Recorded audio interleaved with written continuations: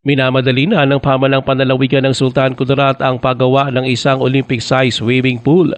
Ito ay binapaghahanda sa hosting ng lalawigan sa Socsargen Regional Athletic Association Asra Amit sa susunod na buwan.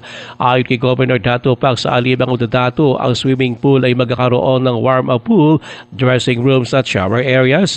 Patatagpuan ito sa Nara Eco Park sa Isulan. Sa ngayon, ayon pa kay Udadato, ay ginagawa na ang structural foundation at pangunahing frame ng pool, tiling alfaltation system. Tiniyak nilang gobernador ang compliance ng proyekto sa safety requirements at mga panuntunan sa Olympic dimensions.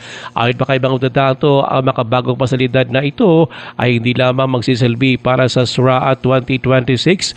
Ito anya ay magiging pamatagalang pamana rin para sa mga kabataang atleta ng Sultan Kudarat sa pagsusulong ng kahusayan, disiplina at pagpapaunlad ng sport sa mga darating na taon. Ayon pa kay Udadato, minamadala rin ang konstruksyon at innovation ng iba pa mga sports facilities sa buong lalawigan.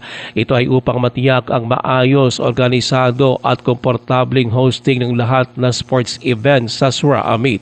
Ruel Usano, NDBC Bida Balita.